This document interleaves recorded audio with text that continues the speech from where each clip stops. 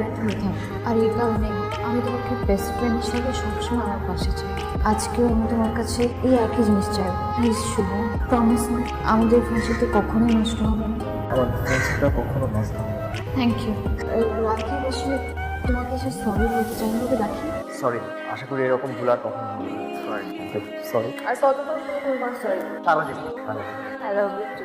Shubho, thank you Shubho আমাকে বোঝার জন্য। ওয়েলকাম। আমার তো যেতে হবে। কাজ আছে? হ্যাঁ। আই শুভ, আমাদের নেক্সট দেখা হবে কবে? হবে, ভালো, অনেক ভালো। এখন বুঝলাম না।